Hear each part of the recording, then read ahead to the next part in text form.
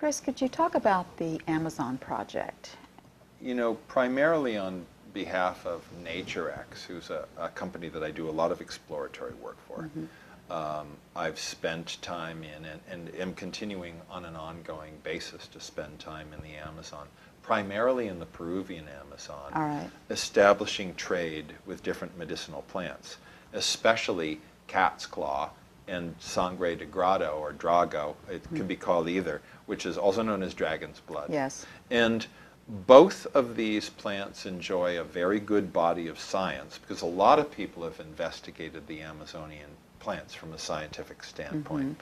Cat's claw, for example, is powerfully anti-inflammatory, pain relieving, it helps the immune system tremendously. I don't think there's any better immune aid than cat's claw. That's pretty amazing. Oh, it's spectacular, and it has a massive body of science to support this. Sangre de Drago, dragon's blood, has peculiarly powerful skin healing properties.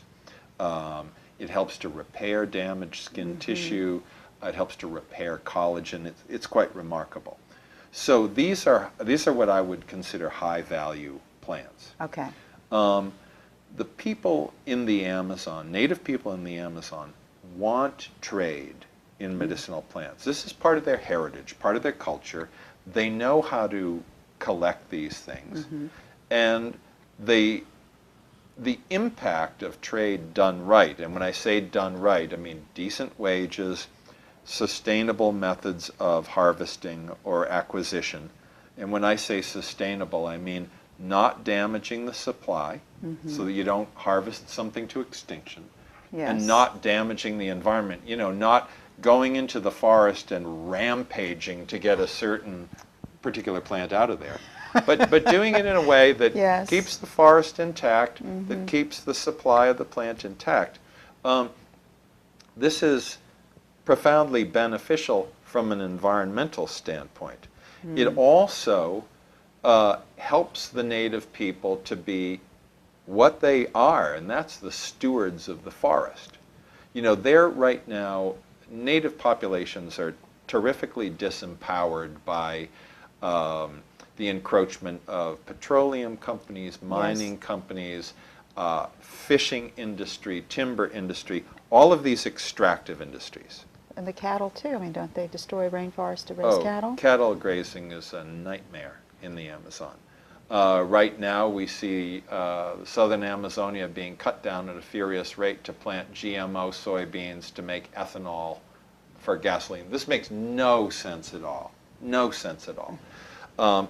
So if you can establish good trade in the forest, if you can acquire the plants in a way that isn't environmentally damaging, that is at least neutral, maybe even positive, but certainly neutral.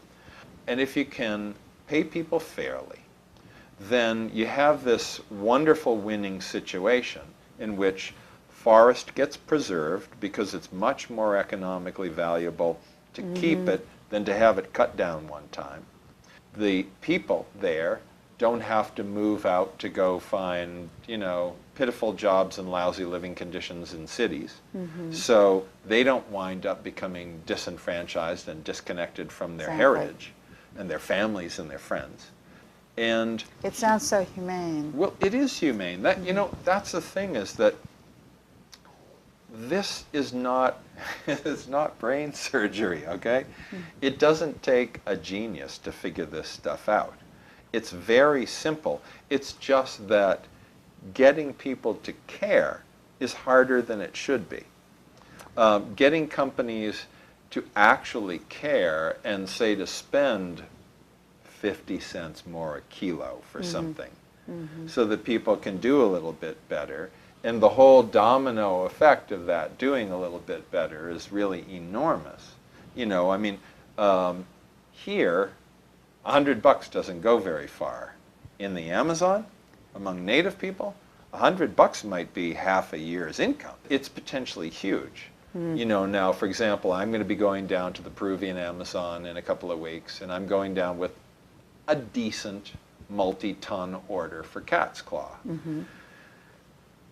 If if we do all of this right, the positive impact of that means that a lot of people will do better, at least for a time. If we can keep that trade going, then at least a community can do well.